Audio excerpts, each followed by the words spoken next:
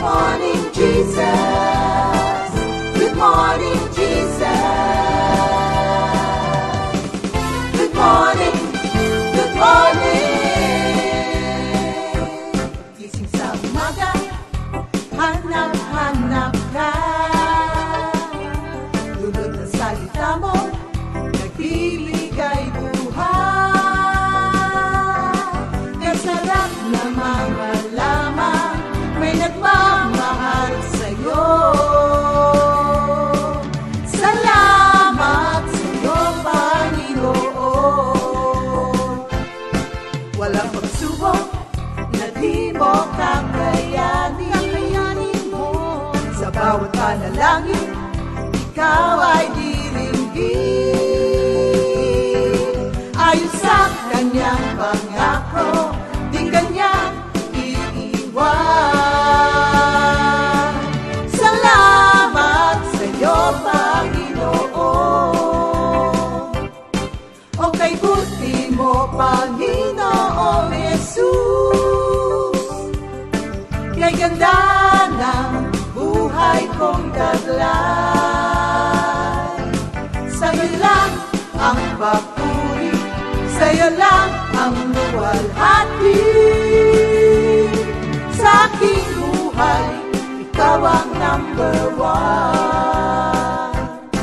O kay buti mo, Panginoong Jesus.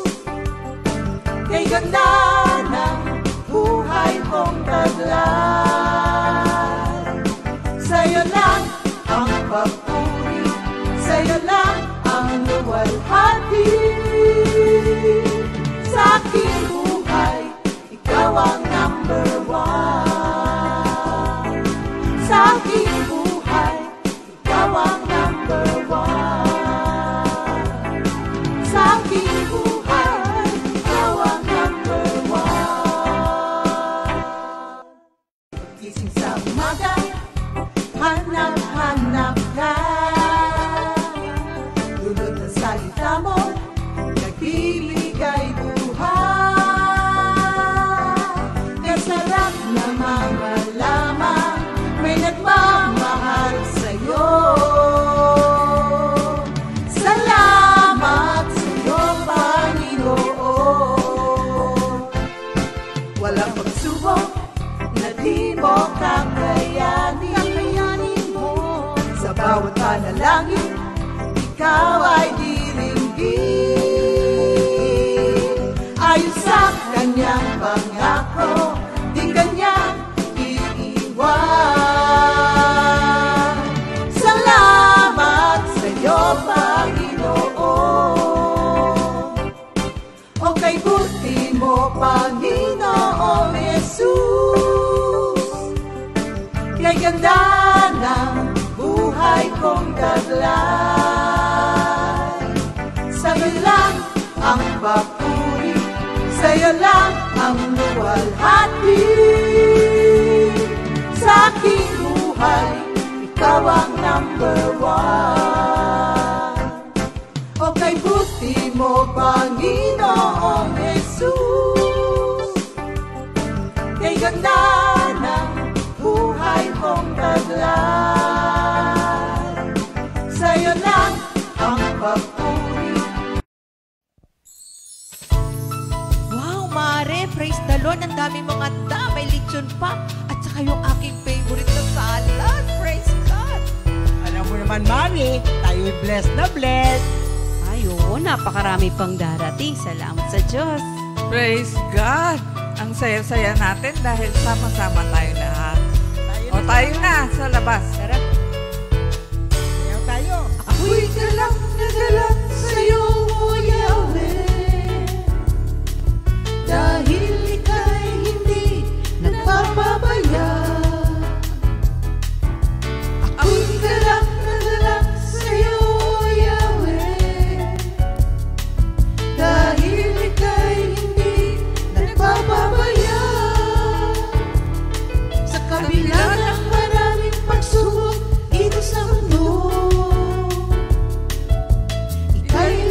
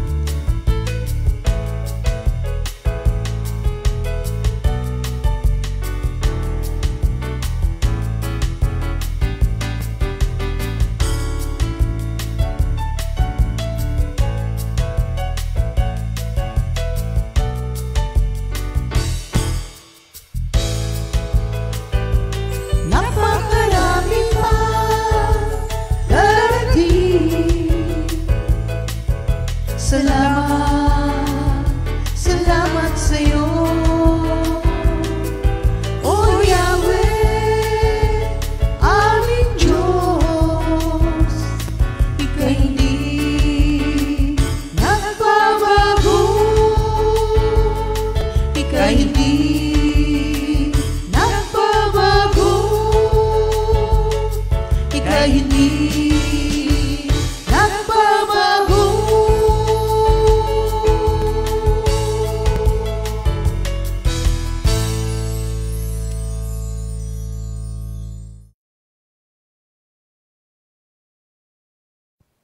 Good morning, Good morning, Jesus. Jesus. Good morning, Sir Maripas. Good morning. Napakagandang umaga, Sister Amen. Lisa. At madami daw Hallelujah. pagpapala ang inihanda ng ating Amen. Panginoon. Ang gaganda agad ng natin, opening, Amen. mga senior natin. Para Thank mas you, lalong Lord. gumanda, bungad na panalangin, Sister Maripas. Sige, manalangin muna tayo. Magandang umaga din po sa inyo lahat, mga kapatid. At samahan niyo po kami hanggang sa matatapos ang ating GMJ. Thank you, Lord. Thank you, Jesus. Panginoon, maraming salamat po. Pinupuri ka namin, sinasamba, niluluwalhati namin ang iyong banal na pangalan. Napakadakila at napakabuti mo, Panginoon, at alam namin na kasama namin kayo araw-araw ng aming buhay. Salamat po sa araw na to. Kami inyong patnubayan sa lahat ng aming gawain. At sa GMJ, Lord, kayo po ang manguna sa amin ni Sister Lisa.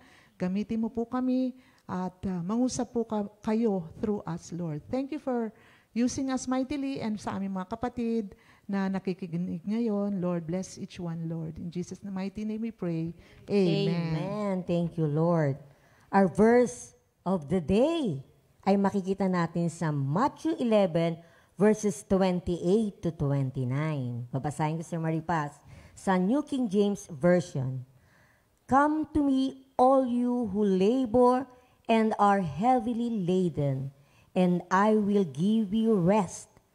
Take my yoke upon you and learn from me, for I am gentle and lowly in heart, and you will find rest for your soul. Thank you, Lord. Amen. Sir Maripas, pangunahan Praise mo. God. Amen po. Napakaganda po ng mga salitang ito at alam ko maraming favorite ito kasi syempre pag marami kang daladalahin, yan ang magandang pag-aralan agad o i-memorize ng mga verses. Ngayon po, tingnan natin kung paano po ba ito bakit po kaya sinabi ito ng Panginoon nung panahon niya sa mga Hudyo, ang mga nakikinig eh.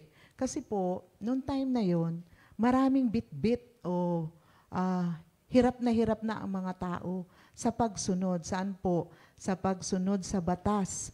Batas na dinagdagan pa ng maraming batas ng mga pariseyo at ng mga skriba. Kaya hirap na silang sumunod dito. Kaya burden sa kanila at pabigat na, at pagod na sila dahil wala po talagang makasunod sa totoo. Dahil hindi naman talaga kaya ng taong sumunod sa mga batas nito.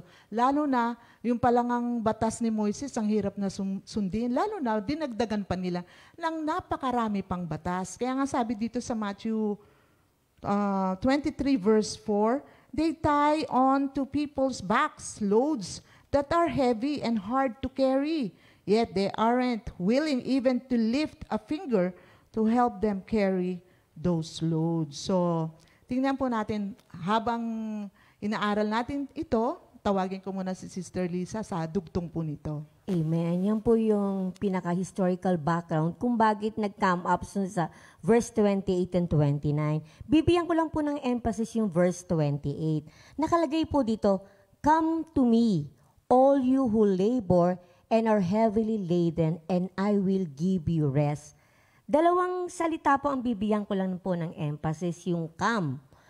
Pag sinabi kasing come, sabi nga pala yung verse na to, alam niyo na nabasa ko, sabi, ito raw pala yung most beloved passage in the New Testament at napapanahon nga ngayon ito dahil nga sa alam po naman natin, eto dumadami na naman ang mga COVID cases, talagang kumbaga nandito na naman yung mga burden ng mga tao, yung mga kanilang mga pangamba sa kanilang mga puso, lalo na sa physical na pangangatawan.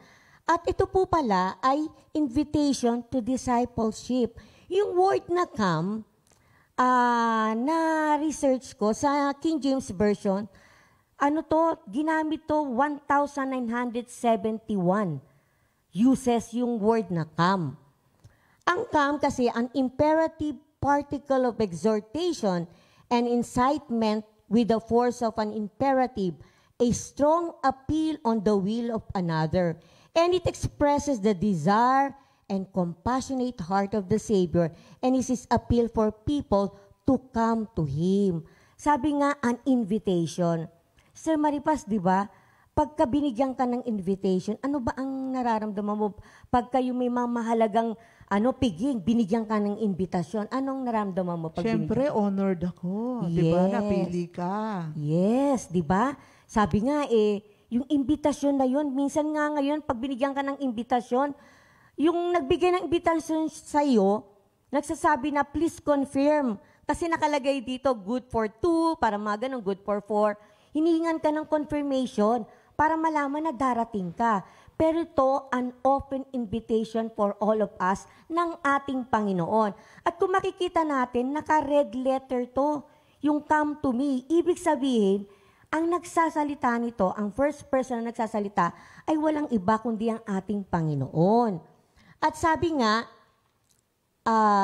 sabi dito, ano kaya yung kapag si Lord na nagbigay ng imbitasyon, hindi mo pa ba ito, kumbaga, hindi mo pa ba ito tutugunin sa imbitasyon na to?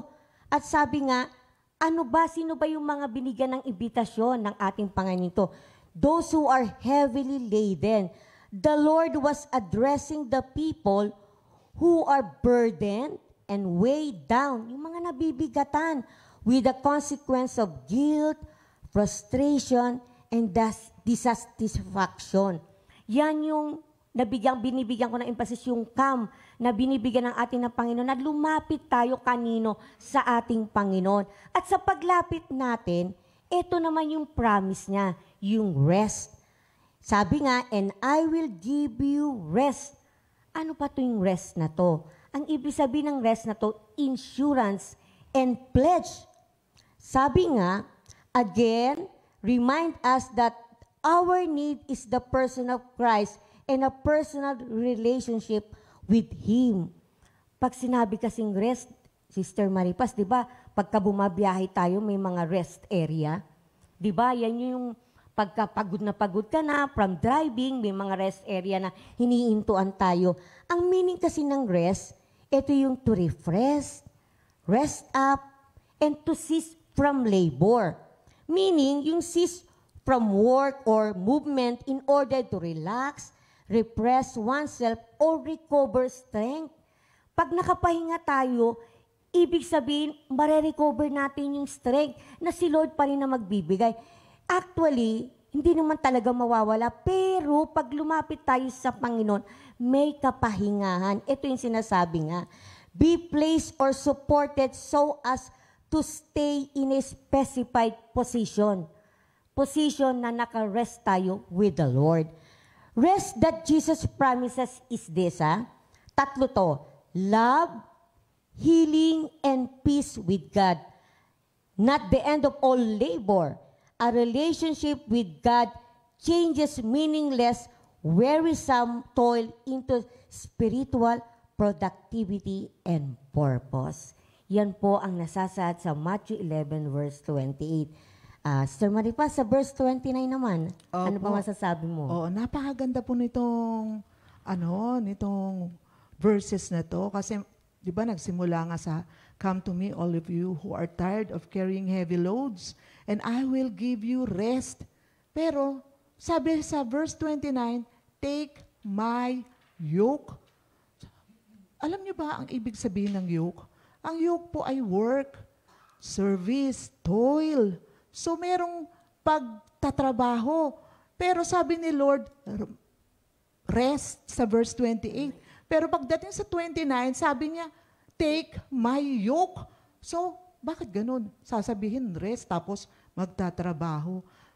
May ano po ito? Yung ano ba ibig sabihin ng yoke, mga kapatid? Ang yoke po is a wooden bar that joins the heads or necks of two animals, such as oxen or horses, allowing them to pull heavy loads or to accomplish a difficult task more effectively. So ito po ay tinatawag sa Tagalog na pamatok. Pero at that time po, ang ginagamit na pamatok ay dalawang hayop ang makakasuot nito. Dalawang cow or dalawang horse na ginagamit. Parang ginagamit sa mga magsasaka? Oo, na sa mga pag-aararo. At isa pa pong nalaman ko na itong dalawang hayop na to, kagaya ng baka na lang, ang gagamitin nila matandang baka at isang batang baka. Bakit po? Kasi yung matandang baka, alam niya na kasi yung iikutan niya, na-discipline na siya sa pag-ikot-ikot ng ganon at kung saan dadaan. Yung batang baka ay parang tinuturuan niya, ginagabayan niya para sa susunod alam niya na rin ang gagawin niya. Ganun po pala yun.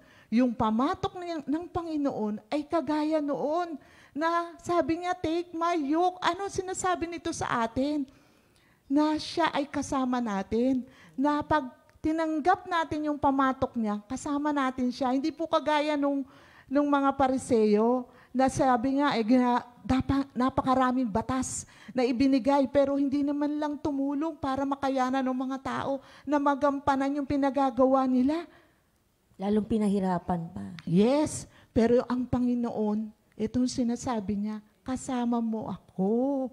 Kasama mo ako. Kaya napakaganda ng kalooban ng Panginoon. Kahit na may yoke, may work, may service, may layunin ng Panginoon sa atin na dapat natin gampanan, huwag tayong mag-alala. Kasama natin siya. Kaya pag inisip po natin, hindi po talaga natin kakayanin kung sa sarili natin. Dahil wala po tayong kakayanan. Lagi tayong mag-fail kung sa sarili nating lakas, sarili nating karunungan. Pero pagkasama natin ng Panginoon, kayang-kaya. Alam niyo po ba, diba sa 2 Corinthians 5:17, when anyone is joined to Christ, he is a new being. The old is gone and the new has come. So totoo, kaya lang nababago ang buhay ng tao ay dahil nakaugnay kay Kristo. Kung sa sarili natin, hindi natin kaya magbago, di ba? Lagi tayong may New Year's resolution. Hindi na ako iinom, hindi na ako maninigarilyo, pero ilang linggo lang balik din, di ba? Kasi hindi natin kaya kung wala si Kristo. Kakayanin natin ang lahat ng bagay na pinagagawa ni Lord kapag kasama po natin siya. Alam niyo po, dalawa ang nakita ko dito eh. The yoke of the law and the yoke of grace. Wow, di ba? Napakaganda ang kay Kristo kasi naandoon ang kanyang grasya. Pero yung sa batas, yung yoke of law, burden, hirap, hindi magawa, always a failure. Gusto mong bumait, pero di mo magawa. Pero dun sa yoke of grace, what is grace? Grace is the unmerited favor of God. Meaning, kahit hindi sa mabubuti mong gawa, hindi sa dahil nagawa ko to, ganyan. Kahit hindi mo pa nagawa, yun yung favor ni Lord, yung pag-ibig niya, yung John 3:16. At ano pa? Ang ibig sabihin ng grace is the enabling power of God working in us. Kaya napakasarap talaga if we are joined to Christ. Because on our own, we cannot do it. Basahin ko lang po ang ilang scriptures dito. Sa Ephesians 2:8 and 9, for it is by God's grace that you have been saved through faith. It is not the result of your own efforts, but God's gift so that no one can boast about it. Sa Romans 3:21-22, but now God's way of putting people right with Himself has been revealed.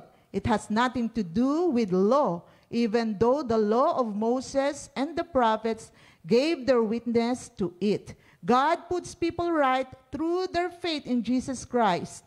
God does this to all who believe in Christ because there is no difference at all. And then sabi nga ni St. Paul, but he said to me, my grace is sufficient for you, for my power is made perfect in weakness.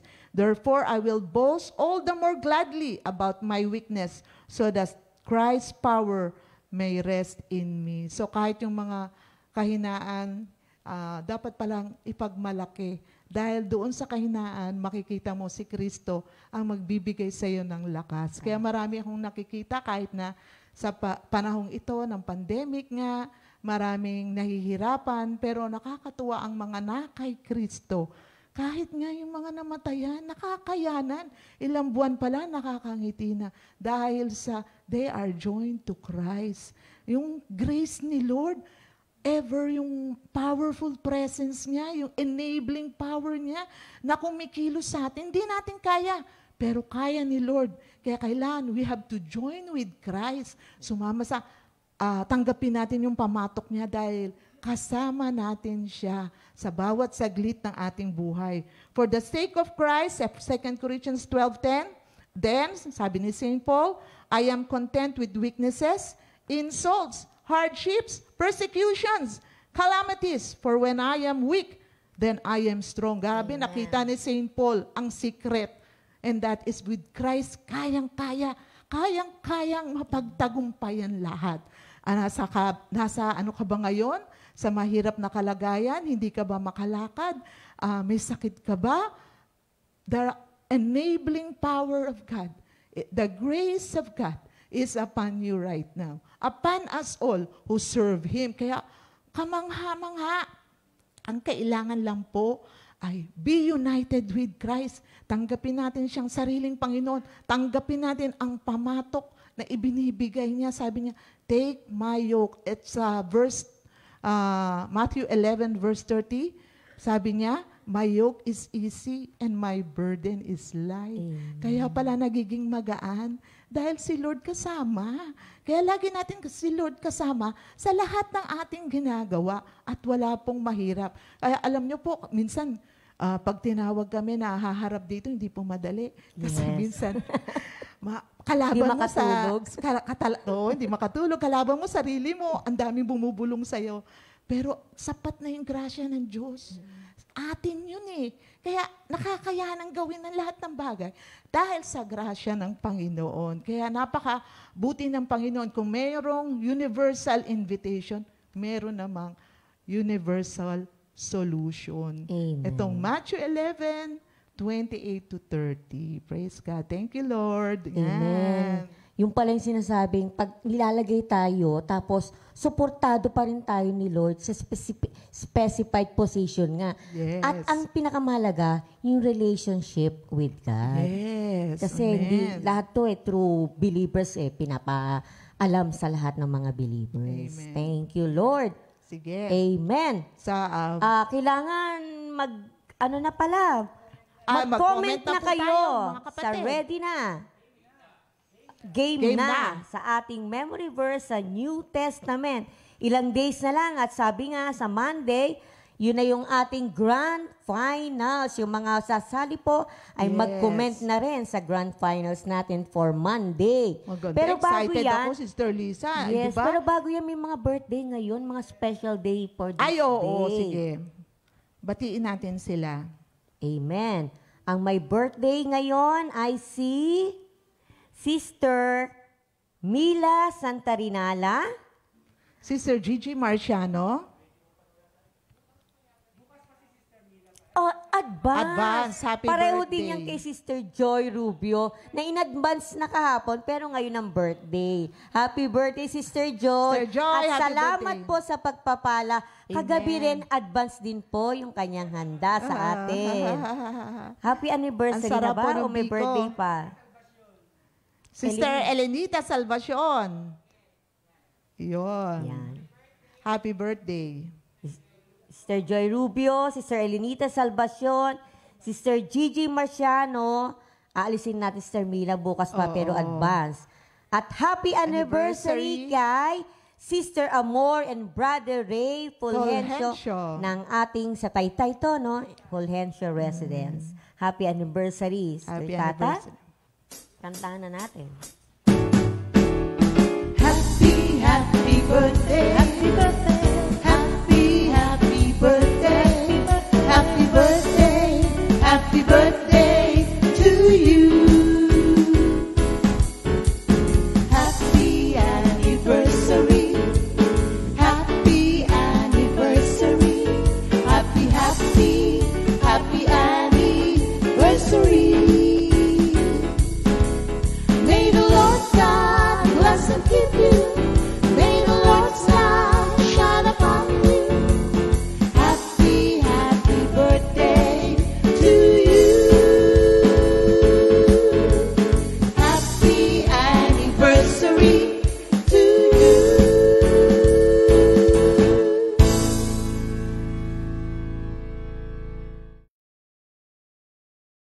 happy anniversary. At yung ating palang memory verse of the week. Yes. Baka makalimutan natin. Sa Psalm 50 verse 14. Offer to God thanksgiving and pay your vows to the Most High. Yan. Thank you, Lord. Tatawag muna tayo dito sa ating mga Tawag tayo kapatid. ng worker na natitira. Amen. Ready na ba Tatlo na kayo? lang. Hindi pa ako natatawag. Siguro matawag na kami. Tama. Si Brother Jerry and Sister Maripas. No choice na tayo kasi Brother Sister Maripas Jerry. ang nakaupo. Ay, gusto ni Brother Jerry eh. Hayaan mo siya. Pero si Brother Jerry. So,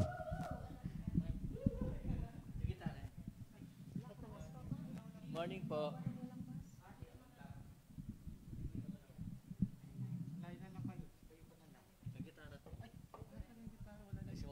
Mag-mic sa akin si Sister Maripas. Lumapit ka na po. Lapit ka.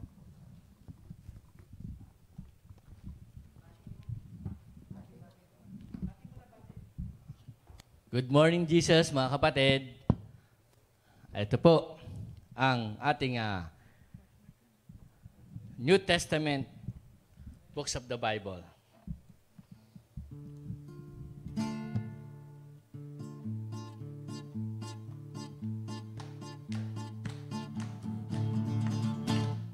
Matthew, Mark, Luke, and John. Ulit po, ulit. Okay, sige. Okay. Matthew, Mark, Luke, and John. Acts, Roman. First and Second Corinthians. Galatians. Ephesians. Philippians. Colossians. Let's bolt in. First and Second Thessalonians, First and Second Timothy, Titus, Philemon, Hebrews, and James, First and Second Peter, First and Second, Third John, Jude, Revelation. Amen. Let's vote E.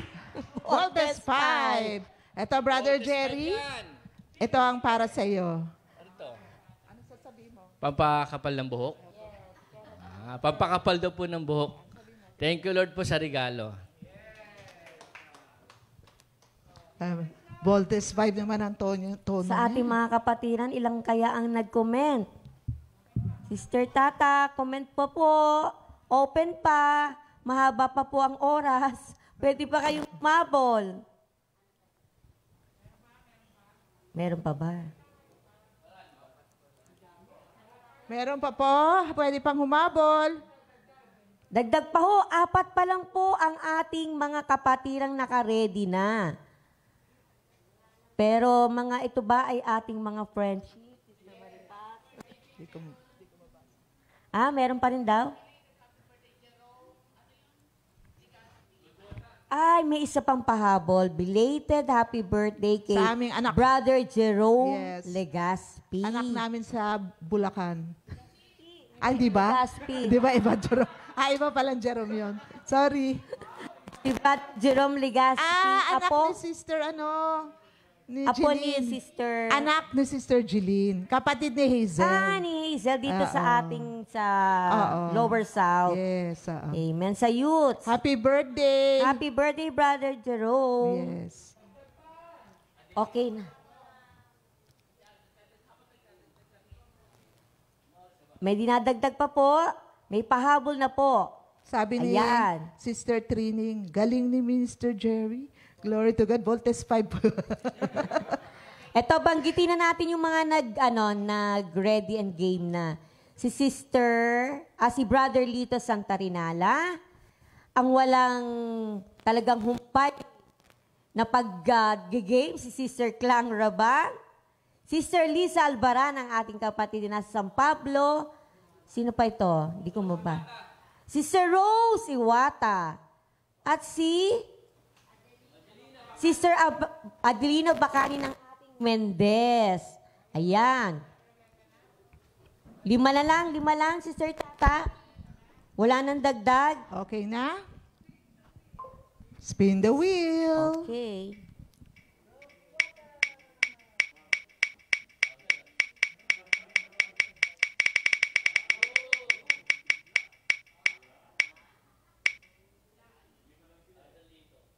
Sino? Sister Adelina Bacani ng ating Mendez. Medyo maganda yata ang reception dyan sa Mendez. Thank you, Lord, yan. Okay, sister, tatawagan namin kayo. Ready na. Labas-labas na. Para maganda ang ating internet.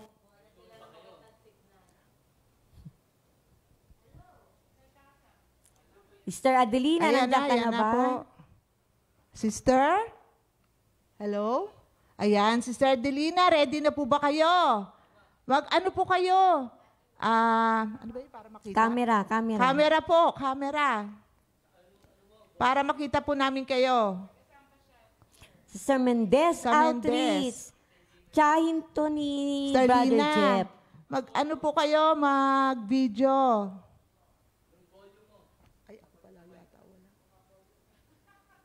Tsahin niya ni Brother Jeff, nakapatid din ni Sister Amor. Mga taga Mendez, si Brother Ed, umuwi ka na po. Praise God. Ayan na po. Ready na ba kayo, Sister Adelina? Eto po, ha? Opo! Game na po! Game, okay. Sige po.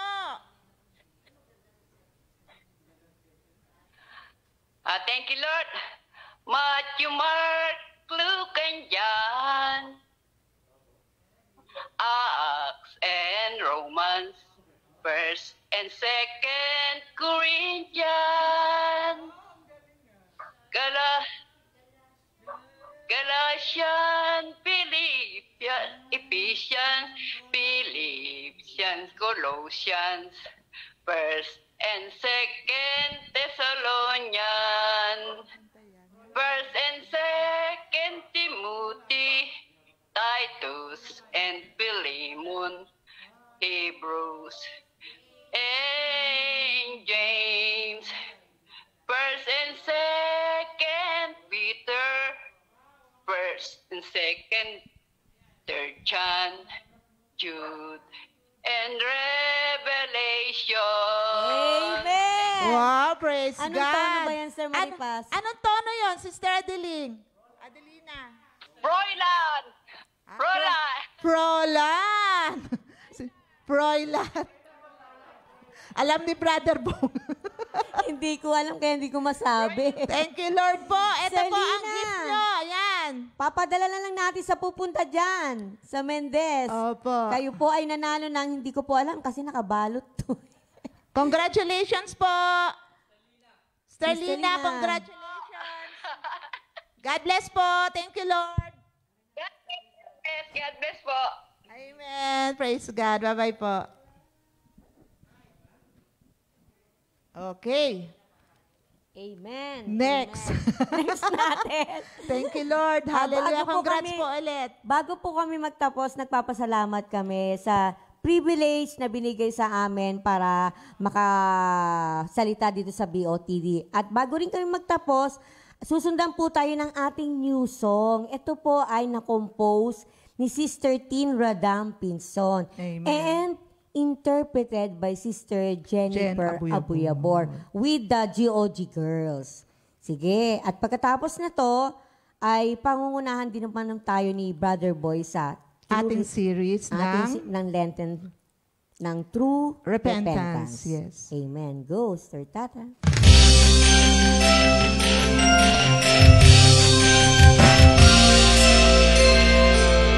Aking pupurihin, pasasalamatan siya araw-araw. Di ako titigil ang pasasalamat mapagkailanman.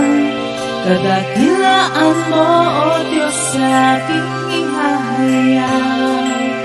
Sa lahat ng tao pagsisigawan ko kabutihan mo.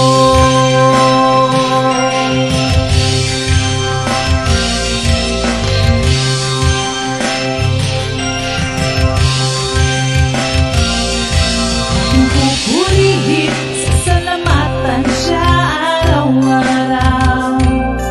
Di ako titigil ang pasasalamat mapagkailanman. Kadakilaan mo, O Diyos, sa aking ihahayag. Sa lahat ng tao pagsisigawan ko kabutihan mo. Araw man o gabi, ako'y nananalangin sa ating Diyos Ama na dumidinig. Panalangin tinutupad, pagsubok man ay pinapasang, pag-ibig ay walang hanggan sa aking buhay. Araw man o gabi, ako'y nananalangin sa ating Diyos Ama na dumidinig. Panalangin tinutupad, pagsubok man ay pinapasang, pag-ibig niya'y walang hanggan sa aking buhay. Aking pupurihin, pasasalamatan siya araw-araw. Di ako titigil ang pasasalamat mapagkailanman. Kadakilaan mo, O Diyos, sa aking ihahayag. Sa lahat ng tao pagsisigawan ko kabutihan mo. Ako ay mapalad, ako'y may Diyos na buhay, isang Ama at kaibigan kong tunay. Aking pupurihin, pasasalamatan siya araw-araw. Di ako titigil ang pasasalamat at pagkailanman. Kadakilaan mo, O Diyos, sa aking ihahayag. Sa lahat ng tao pagsisigawan ko, aking pupurihin, pasasalamatan siya araw-araw. Di ako titigil ang pasasalamat at pagkailanman. Kadakilaan mo, O Diyos, sa aking ihahayag. Sa lahat ng tao pagsisigawan ko kabutihan mo. Kabutihan mo. Kabutihan mo.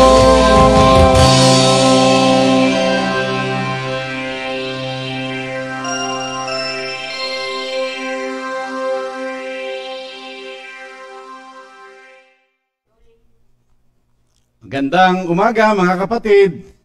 Salamat at muling nabigyan ng pagkakataon para maging sama-sama, magparangal tayo sa ating Panginoon.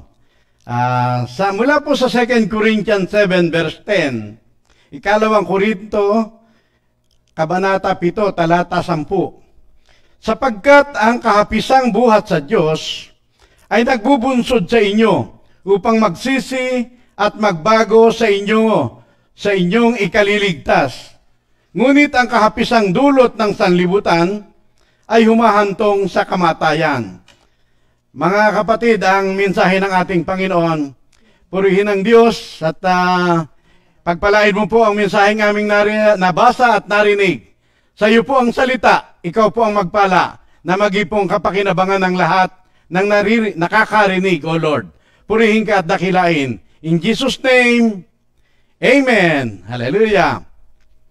So tayo ay nasa pagpapatuloy ng pag-aaral tungkol sa true repentance. Ang sabi ng Isaiah 57:15, ako ang dakila at banal na Diyos, Diyos na walang hanggan. sa matataas na lugar at banal na dako, ako ay nananahan. At sa mababang loob at nagsisisi, ako ay sasama. At ibabalik ko ang kanilang tiwala at pag-asa. So, sabi ng isang tagapagturo, ang pagsisisi at pagbabalik loob ay the most positive word, repentance. Kasi merong restoration na kapag ang tao ay nagbalik loob at nagsisi, babalik ang kanilang tiwala, ibabalik ang kanilang pag-asa, lalo na ang pagsama ng Diyos, yung kanilang ugnayan sa Diyos. Para din yung lagi nating naririnig sa 2 Chronicle 7:14, na sa sandaling ang bayang ito ay magpakumbaba, hanapin ako, dumalangin at magbalik loob, magsisi, akin silang diringgin, patatawarin at ibabalik ko sa kanilang bayan ang katiwasayan at ang kasaganaan. So, ibabalik ang ating ugnayan sa Diyos, ibabalik ang ating tiwala, magkakaroon tayong muli ng pag-asa, ang katiwasayan ay sa atin, at ibabalik maging ang kasaganaan. Hindi iwawali ni Lord sa ating buhay. Kaya ganyan kaganda ang bunga ng muling pagbabalik loob kay Lord, ang repentance. At yan talaga ang design ni Lord sa bawat tao. Na ang sabi niya sa 2 Peter 3:9, ang Diyos ay hindi nagtatalusira sa kanyang pangako, katulad ng inaakala ng ilan. Hindi niya pa tinutupad ang kanyang pangako na muling pagparito, sapagkat ang nais ni Lord, ang lahat ay magsisi at magbalik loob, sapagkat hindi nais ng Diyos na may mapahamak kahit na isa. Ibig ng Diyos na ang lahat ay maligtas at makaalam ng katotohanan. Hindi lamang maligtas, kundi ibig niya na ang lahat ay pagpalain. Kaya napakaganda na matuto tayo sa aral na ito.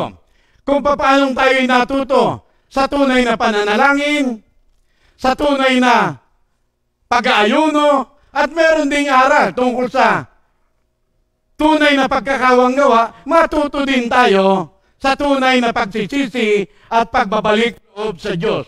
Paano ba ang tunay na pagbabalik loob sa Diyos? Yan ba ikaw ba ay mangangako na ikaw ay magpapakabait na?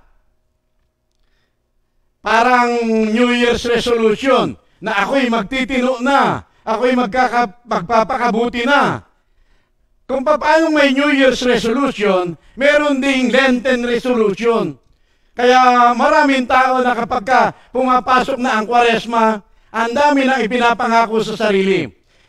Sipin mo na lamang, kung ikaw itong Kwaresma na to, magpapakabuti na. Anong kabutihan na magagawa mo para malugod ang Diyos sa iyo? Ang sabi ni San Pablo, sa katawan kong ito, implanted yung kasamaan sa katawan kong ito, walang anumang mabuting bagay. Mabuti lang ako mag-isip ng mga mabubuting bagay, pero hindi ko kayang gawin. Sabi ng mga awit, sa awit 16 verse 2, hiwalay sa Diyos, walang anumang mabuting bagay sa akin. Totoo yun. Kaya sabi ni San Pablo, kahabag-habag ako. Sino magliligtas sa akin sa katawang ito na nagdadala sa aking patuloy sa kasamaan at kamatayan? Siya rin ang sumagot, ang Diyos sa pamamagitan ng Panginoong Hesus. Kaya magpasalamat tayo sa Kanya. Maganda na magikang gumawa ka ng kabutihan sa kapwa mo, pero tatandaan mo sinasabi ni Propeta Isaiah na maging ang pinakamabubuting gawa na magagawa mo para lamang maruming basahan sa harapan ng ating Diyos. Ano mang self-effort, lahat ang iyong mabubuting gawa, merong yan root of self-righteousness. Merong root of self-righteousness. Ang self-righteousness, hindi yan nangangailangan ng repentance. Laging nangangatwiran yan. Laging masipag yan sa sarili niyang kilos. Anong buting magagawa mo sa kapwa mo? Ang sabi ng Acts 17:25, ang Diyos ay hindi nangangailangan ng anumang tulong o paglilingkod mula sa tao, sapagkat ang Diyos ang nagkakaloob ng buhay, hininga, at ng lahat ng bagay. Kaya kung yan ang iyong New Year's resolution, na ikay magpapakabuti na at gagawa ng kabutihan sa kapwa mo, di tuloy mo, mabuti rin naman yan. Pero, wala yan na itutulong. Mabuting bagay yan, pero kung yan ang inaasahan mo para makapagliligtas sa'yo o makapaglalapit sa'yo sa iyong ugnayan sa Diyos, zero lahat yan, mga kapatid. At ang pagre-repent o pagbabalik loob sa Diyos, hindi rin yung pagiging reliyoso. Ako ay laman din ako ng confessionary booth nung araw. Lagi ka rin nangungumpisal, pero ang isang katotohanan, hindi ko naman na ikukumpisal ang lahat ng aking kasalanan. Hindi ko naman nasasabi rin sa pari lahat ng aking kasalanan. Yung mga nakahihiyang bagay na ginagawa ko, pagka ako lang mag-isa, hindi ko naman nasasabi sa pare. Kaya, pagka ako'y pinarusahan ng pare ng magdasal ka ng 10 ama namin, 20 aba Ginoong Maria, dadasalin ko. Tuloy yung panalangin para nagiging parusa. Pagka nadasal ko na yung parusa ng pare, uuwi na ako. At aakalain ko na ako'y totoong napatawad na ng aking Diyos. Pero, hindi ko naman sinabi yung talagang mga kasalanan ko. So, mali, mga kapatid. Hindi ang pagiging relihiyoso. Kailangan makita yung makatotohanan. At yung mga Parisi, mga Saduceo, yan ay mga relihiyoso. Nag-aakala na malapit sa Diyos. Talagang sa bihis, sa kilos, sa pananalita, talagang hahangaan mo. Pero ang sabi ni Juan Bautista, nung may lumalapit sa kanya, nagbabautismo si Juan Bautista. Merong lumalapit sa kanya ng mga Pariseo at mga Saduceo. Ang sabi ni Juan Bautista, mga lahi ng mga ulupong, sino ang nagsabi sa inyo? Sino ang nagbabala sa inyo ng parusang darating? Ipakita ninyo sa inyong wastong pamumuhay na kayo nga ay nagsisisi. Wastong pamumuhay kailang nakikita. Kaya tayo ngayon, mga New Covenant people, nasa bagong tipan tayo, mga kapatid. Tayo, kailangang lampas sa pananampalataya ng mga Pariseo at ng mga Saduceo ang ating pananampalataya. Hindi lamang pakitang tao. Hindi ka lamang magpapasting na palulungkutin mo yung mukha mo para makita ng ibang tao. Hindi ka mananalangin sa mga patio ng simbahan, sa mga kanto-kanto para makita ng mga tao. At hindi ka rin magre-repent na para lamang makagiliwan ng iyong kapwa. Kundi lagi parangal sa Diyos ang lahat ng ating kilos. Malulungkot ka dahil doon sa kasalanan mong nagagawa.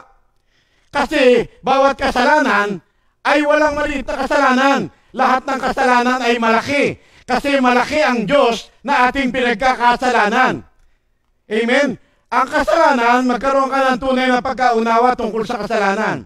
Ang kasalanan, hindi lamang kahinaan. Hindi lamang yan karamdaman. Ang kasalanan ay tinuturing na Biblia, yung paghahalintulad ng Biblia na isang mabangis na hayop na handang sumila sa iyo at nais kang pagharian at kailangan mapagtagumpayan mo ang lahat ng yan. Kung paanong napagtagumpayan namin ang kasalanan. Amen? Hindi ka lang malulungkot. Ako nung wala pa ako sa ganitong gawain, 3 beses akong nagkursilyo. Isang junior, saka 2 senior kursilyo. At ako ay nalulungkot din sa aking mga nagagawang kasalanan. Kaya nga sa loob ng kursilyo, iyak din ako ng iyak. Pagka ipinaalala na sa'yo ang mga kasalanan mo sa magulang mo, nako, ngal-ngal dito, ngal-ngal doon. Lamang, dahil sa hindi rin natin alam ang tunay na pagsisisi, nais ko, lagi ko dinadalangin kay Brother Jess nung araw, ang Panginoong Hesus. na ako ay kunin na. Kasi alam ko na paglabas ko ng Cursillo House, yun rin ang makakasama ko. Yung mga kaibigan ko nung araw na nagpahamak sa akin, kasama kong napahamak dahil sa aking mga masasamang gawa, yun rin ang makakasama mo. Kaya totoo na yung mga itinutokso ng mga tao na, wala yan, 1 buwan lang yan, 2 buwan lang yan. Kasi nga, walang pundasyon. Tumulo lang ng tumulo ang luha mo, pero wala ka namang, dahil siguro sa hindi mo rin alam, wala kang hangad na talagang magbago ng lubusan. Walang pundasyon.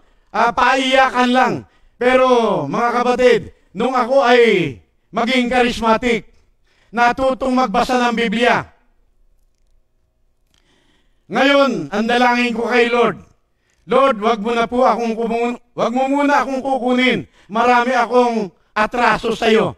Ibig sabihin, nagkakaroon ka ng purpose. Hindi katulad nung araw na para ibig ko mamatay na, hindi dahil sa sawa na ako sa buhay. Kundi wala akong alam na paraan na makapamuhay ng tuluyan ng maayos. Pero sa pamamagitan ng mga salita ng Diyos na lagi ko nang naririnig sa charismatic, nagkaroon ng tunay na purpose ang aking buhay. Amen? So, ang repentance, masasabi natin na ang tunay na pagsisisi at pagbabago ay bunga ng yung active at positive na pagtanggap sa mga salita ng Diyos na iyong naririnig. Doon ka lamang makararanas ng yung tinatawag na 180 degrees turn around. Yung about face mula sa maling pinatutunguhan mo na kapahamakan, iikot ka, haharap ka ay sa direksyon na patungo sa Diyos. At ang Diyos mismo ang gumagawa noon, katulad ng atin ang mga narinig kanina, doon sa mga nagpapahayag. Amen? So, hindi lamang, wala tayong kakayahan na gumawa ng sarili nating kabutihan. Hindi lamang ipapaalam sa iyo ng Diyos ang mga katotohanan, kundi bibigyan kanya ng kakayahan na yung mga katotohanan iyong naririnig ay yung maisagawa. May power, buhay, mabisa at makapangyarihan ang bawat salita ng Diyos. Amen? At iba ang paniniwala sa isip lamang. Iba na ang salita ay ilalagay mo sa iyong puso. Kapag ka sa isip mo lamang inilagay ang salita, iyayabang mo lamang yun. Magiging kang nakahihigit sa kapwa mo. Pero kapag ka sa puso ang lagayan ng salita, babaguhin ka niya, mga kapatid. Iiwas ka niya sa marami pang kasalanan na dapat ay sumayo. Ang sabi ng awit 119:11, Thy word have I hidden in my heart, that I may not sin against thee. Amen? So iba, ang lagayan ng salita ni Lord ay sa puso, hindi lamang sa ulo. Iba ang pananalig sa pamamagitan ng puso at iba ang pagpapahayag na si Jesus ang iyong Panginoon. Sa pamamagitan ng pananalig sa iyong puso, tayo ay napapawalang sala at sa paghahayag na si Jesus ang ating Panginoon, tayo ay naliligtas, mga kapatid. Kaya, wag lang malungkot. Bagkus, nung araw, nung wala pa ang panahon ng pananampalataya, tayong lahat ay alipin ng kasalanan. Ngunit nang dumating ang Panginoong Hesus, tayo ay pinalaya. Hindi natin dati alam ang ating mga pinagagagawa. Kaya ang sabi ng Panginoong Hesus sa krus, Ama, patawarin mo po sila, sapagkat hindi nila nalalaman ang kanilang mga ginagawa. Mahabang panahon na pinagtiisan, hindi tayo masyadong pinansin ng Diyos sa mali nating pagkakilala sa Kanya. Pero ngayon sa panahon natin, nahayag ang Biblia, kumpleto, buong buo, hindi lang kapi-kapiraso. Inaatasan niya na ang bawat isa ay magsisi at magbalik loob. Sa gayon ay mapagpala. Amen? So, hindi mo na kailangang pahirapan ng iyong sarili.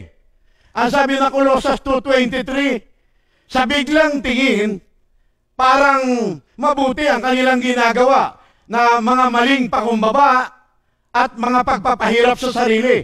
Pero hindi naman nakapipigil sa mga naisin ng laman. Yung lust of the flesh, hindi kaya ng sarili yan. Tangi ang Diyos ang gumagawa dyan, mga kapatid.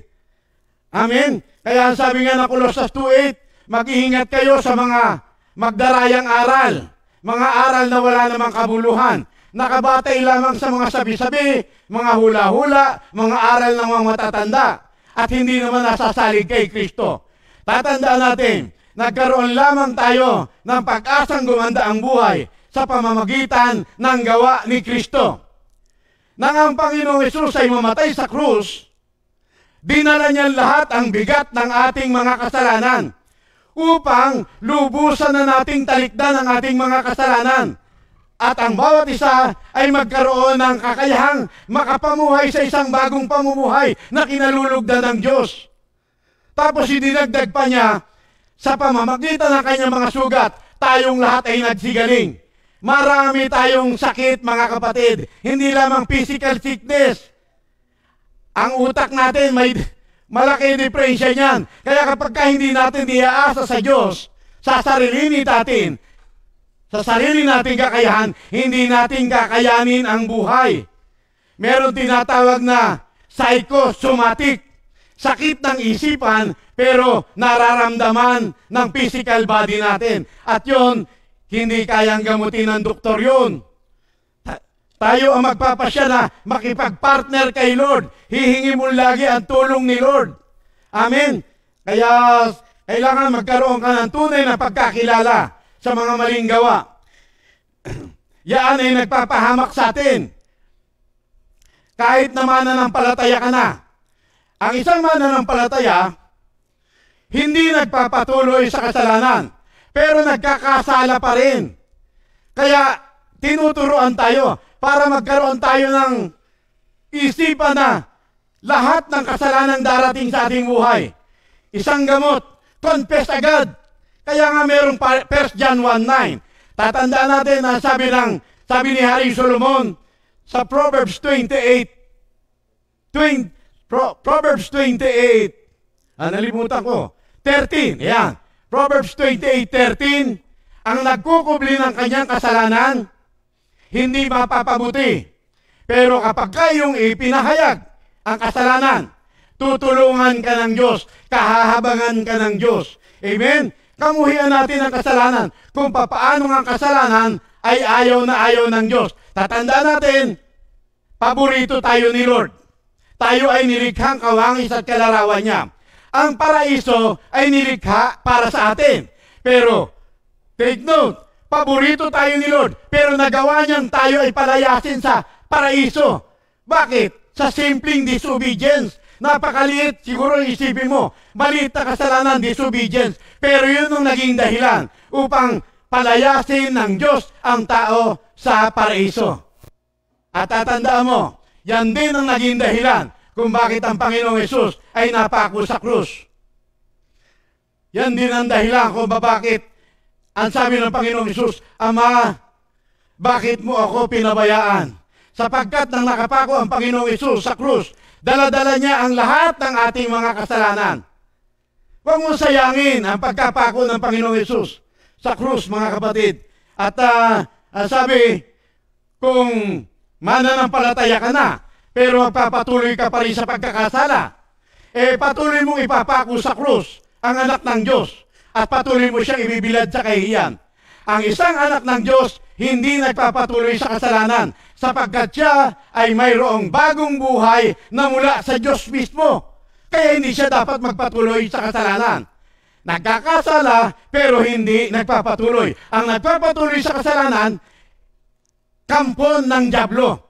Tayo hindi mga kampon, tayo yung mga alagad ni Kristo. Ibang-iba yun, mga kapatid. Kaya salamat sa mga katotohanan yan. Tatandaan mo, si Jesus lamang ang handog para sa ikapagpapatawad ng kasalanan ko, kasalanan mo, at kasalanan ng lahat ng tao. Para sa lahat ng tao ang gift ni Lord. Si Kristo, ang kordero ng Diyos na nag-aalis ng lahat ng kasalanan sa sanlibutan. Kaya salamat sa Diyos. Sa minsan niyang gawa sa krus, Inialay niya ang kanyang buhay para sa ikalilinis nating lahat. Yun ay ginanap niya. Minsan at yun ay magpakailanman. Sa pamamagitan ng minsan lamang paghahandog, nilinis niya ang lahat ng kanyang mga pinababanal.